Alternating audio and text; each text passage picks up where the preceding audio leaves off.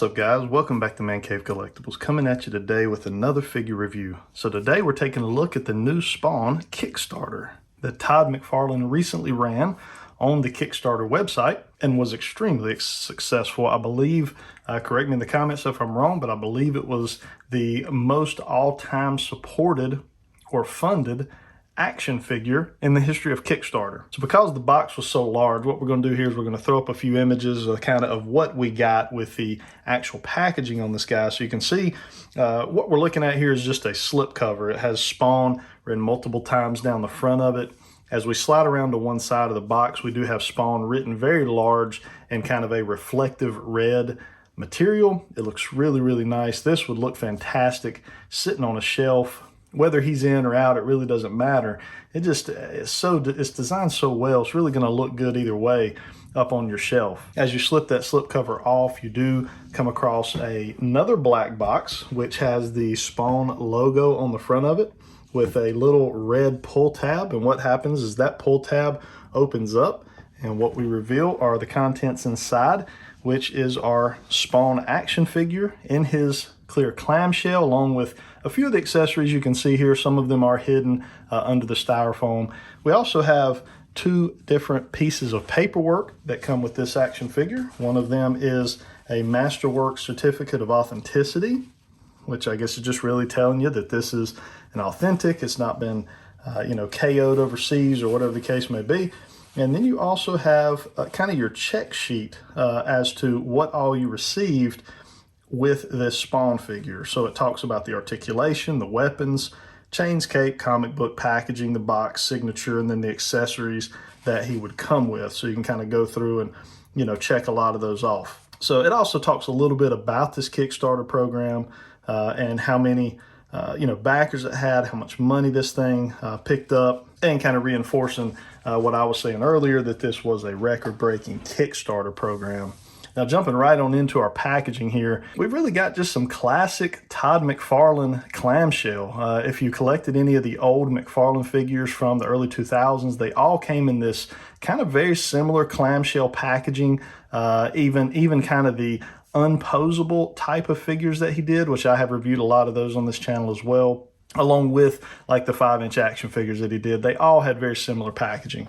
So we can see here we got Spawn, posable action figure, record-breaking comic, and that's talking about the actual comic from Image. I think once it hit 301 or 300, it actually broke the record for the longest running all-time independent comic.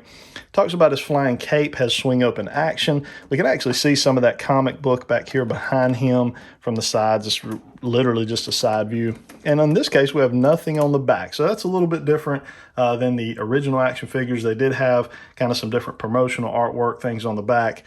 And then spinning on back around, we get to the side and back to the front. Let's go ahead and crack this guy out of this clamshell and see what we got. All right, guys, so we got our Spawn out of his packaging and onto our review table. And as you can see here, I don't know if I've already said it here, but what we have in front of us is our classic Spawn. This is the Spawn that I really fell in love with back in the 90s, this style, this design. Now, I have all three of them, and we will take a look at all three of them comparatively in this video so you can kind of see them standing side by side. But what we want to look at first off are the accessories on this guy. So we'll go ahead and start off. We did get a stand, record-setting action figure, Spawn 1994 through 2021. So Spawn was created in 1994. Now, I don't know that we're going to need the stand. He's standing pretty well there. The cape actually kind of almost is like a kickstand for him. But we will, incorporate this if we need to.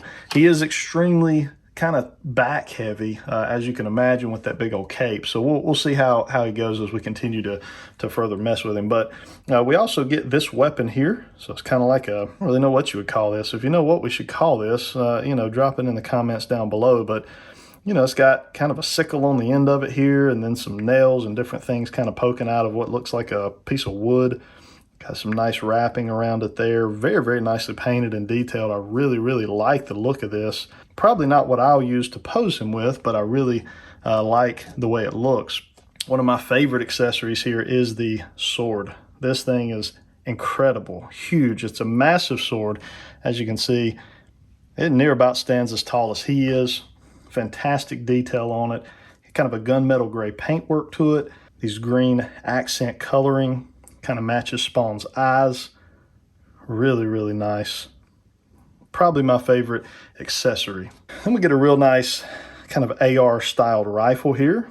Got a nice bayonet here on the end. Sights, couple of dual sights there. I'm guessing this may be some type of zoom optic, and then you've got kind of a red dot sight maybe there in front, but looks really good. Grenade launcher on the bottom. The handle, magazine, foregrip, everything is painted in that nice, kind of similar to the sword, kind of a gunmetal gray or silver, and then the rest is black. It's just really, really well done. Stock's done perfectly. The sculpt work is perfection. Then we get two of his kind of magical effects, or whatever you want to call it, with Spawn. I'm sure there's a term that's just not coming to my head right now, and it's been a little while since I've read the comics, but this effect here does have a peg right here. So this peg would just plug into one of his holding hands. Then you also have the little kind of energy knife as well, kind of the same type of effect there. So both of these look really good. They're just a translucent plastic. This is bendable. It's a soft plastic, so it's not going to break on you. This is soft plastic as well. So in neither one, you're really going to have to worry about any type of breakage. We get a couple different hand options. We get two holding hands here. So you can see they just perfectly have the circle there in them to hold, whatever it is you're holding, most likely the sword, and I'll show you how that works, or the knife for these. Then these hands here I would probably consider more like your trigger hands or your gun holding hands. They're all sculpted and painted identical, just a little bit different in the hands themselves. And then the hands that he comes out of package are kind of more of a relaxed or action type hand on both of those straight out of package. We also get an additional head sculpt here, and this thing really looks phenomenal. So this is a screaming head sculpt. Got those green eyes there. Very, very nicely done. It's going to be interesting to see how this works. So you can see here that this is unpainted, this area here on the bottom. So I have to see how that works fitting in there as far as the articulation. The way it's kind of sculpted and painted, it almost looks like we may have limited articulation with it, but we'll have to see. I do have a little bit of green paint kind of inside that mouth, but the teeth look great. Just everything looks so good on this sculpt. Todd McFarlane really showing out. Now, as far as accessories for the action figure, that's what we get. There were a couple other little goodies that Todd McFarlane threw in. One is kind of the special comic book that he came with. This is issue number 1. You can see there, real nice cover artwork. This action figure is an adult collectible, not intended for children under the age of 14. So it comes in this really nice kind of hard protective backing here. So this was the back of the clamshell right here, this back portion. And then the comic book was kind of the backdrop behind Spawn. So that's what you were seeing. So pretty cool there. I like that. And then lastly, we get the nameplate. So that is a Todd McFarlane signature in gold on this one. I did get the 3-pack. I actually ordered 4 of these. I ordered 2 of the classics and then the artist proof as well as the modern. So I think with that, maybe you got gold. I can't remember. There was so many different perks and stretch goals that he was throwing at us. I can't remember what was what, but it seems like maybe there were different color versions of the nameplate. But really cool to have a McFarlane signature here. This part here is really nice. Now this part, okay, so I get you now. So this actually comes off. That was holding it. I didn't realize that at first. I kind of thought that was what you use, but actually you remove that from there, and yeah, it does look a lot better. So that actually will display really, really well, with the figure. If you got your figure kind of posed up on the shelf, you can kind of throw that in front of it. Really, really nice addition. And again, if you remember in the comments what the stretch goals were on this to get the gold, let me know. All right, guys, so now let's go ahead and let's take a closer look at our Spawn figure here and some of the details kind of surrounding him. We'll bring him in kind of for a close-up here so we can take a look at that face and just how well done that face is. Even down to the point that across the area where the mouth is, there's actually sculpt work kind of showing where there would be a mouth there. It's very, very well done. The white areas here have a little bit of an off-white to dirty look to them, which is nice. You coming on down here, you can see just that classic suit that he has, The skull here has a little bit of weathering to it, which is really nice. We have real metal chains, which is a really nice upgrade. That's something we picked up through one of the Kickstarter stretch goals, so that's really cool. Coming on down, looking here at the legs, got those classic legs with the spikes. Spikes are painted in silver, look really nice. The cape comes on up and around. Again, metal chains up here around the neck area, just plastic here holding them on. You can see here where we've got those hinges there for the cape. So that's cape articulation, and I've heard all kinds of, here's one on this side, where you can kind of fold it over. I've heard all kinds of mixed emotions with this big bulky cape. You can see there kind of a back view of it. It is very large and very heavy. Now, one thing I do want to point out here, I don't know how deep into articulation we're going to go with this. Probably not super far. Single jointed elbows in this guy, double jointed knees for this guy.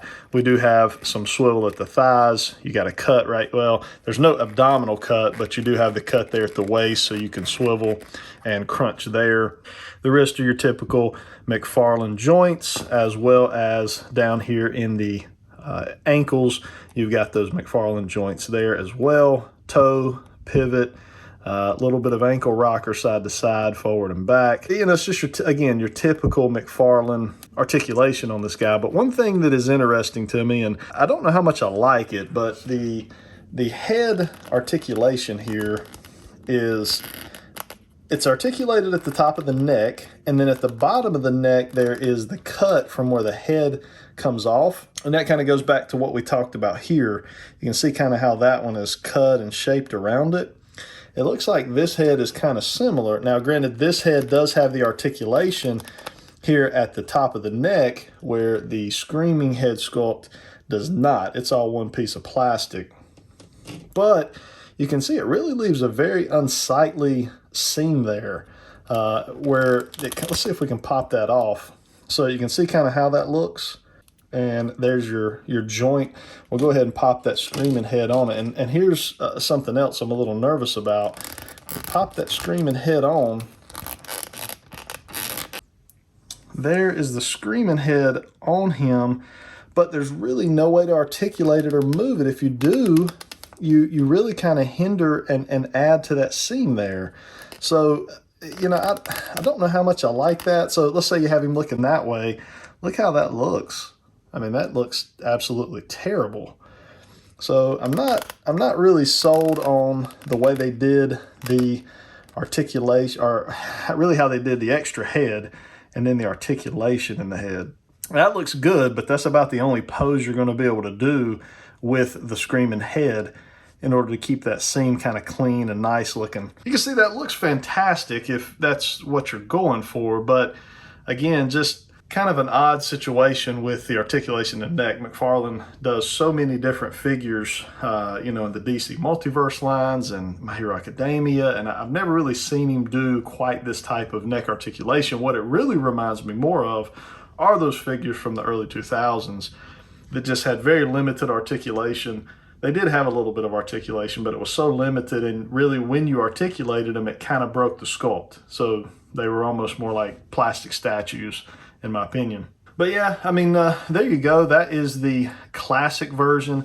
Let me go ahead here, bring in the modern version to kind of just do a little bit of a comparison there for him. All right, so we got our classic version kind of set back to the side. Now we've got our shoelace face Spawn here.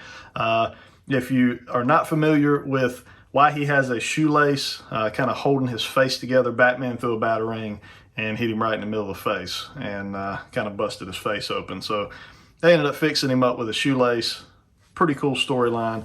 But this is our modern Spawn. So you can see there's not a whole lot of difference in this guy other than the boot, the paintwork around the arms. This area here is very similar. This is black versus red.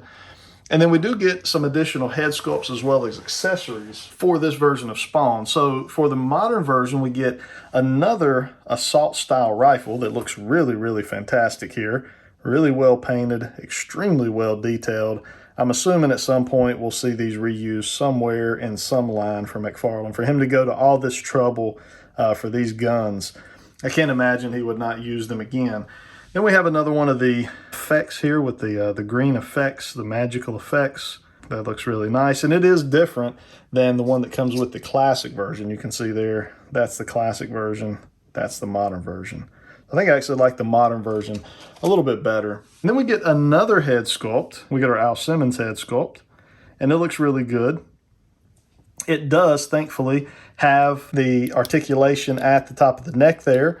So you're going to be able to articulate that one a little better than like the shoelace face has no articulation at the top of the neck, as well as the screaming face. So not sure why they decided to do that again, but I hate to beat a dead horse on it.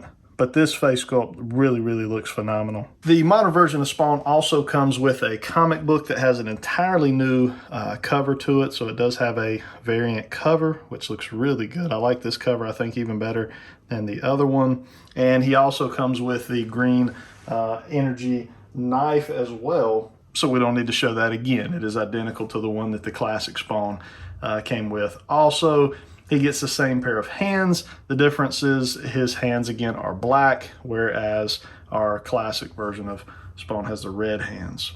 So in taking a quick look at the size on these guys, we'll put a ruler here on him. He is right at about the 7-inch mark, maybe slightly above. They both are. They're, you know, pretty much identical sculpts.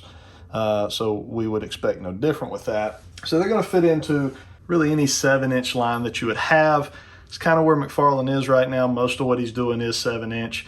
I think he does have like maybe a 5-inch line that's coming out here soon, but for the most part, he sticks to that 7-inch scale. And from what I understand, the additional Spawn figures that he's already been teasing, those are going to also be in the 7-inch scale, so they'll fit right in with the Kickstarter Spawns. So this is just kind of a quick overview here. We still have the artist proof version that we may take a look at sometime on the channel. It's you know, going to be the same sculpt as we have here. I think we do maybe having another additional head sculpt there with him, maybe an additional weapon or two. So we'll look at him maybe at some point as well.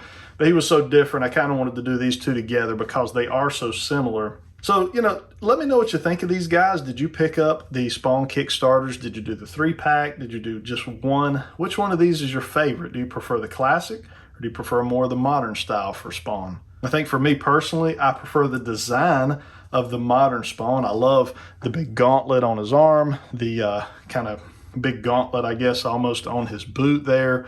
But I think from a nostalgic standpoint, I like the classic version better. It's just what I was used to as a kid, and I'm a sucker for nostalgia. I kind of have mixed emotions. They're both going to be displayed here in the man cave. You know, probably very similar to what they are. I think I'll probably put that classic head sculpt here on this one, and I'll probably leave the shoelace face on that one, as it is just so well detailed. We can bring that in so you guys can get a little closer look at it. You can see just how well done that is. You know, I don't know how much McFarlane intended on these, you know, being superposable action figures. Again, I've heard so many different thoughts out there from other reviewers, and different people within the toy community have different types of feelings on the articulation for this guy. But I truly believe that McFarlane made these with the intention of just looking really good on a shelf. And I think that was the intention. And if that was the intention, he nailed it, because they are going to look phenomenal sitting on a shelf. But again, drop those comments down below. I'd love to hear your guys' thoughts on it. Hit that like button if you enjoyed this quick review of Spawn Kickstarter. If you're not a subscriber, consider subscribing to the channel. Would love to have you as part of the ManCave Collectibles team. Hope you guys have a good day. Until next time.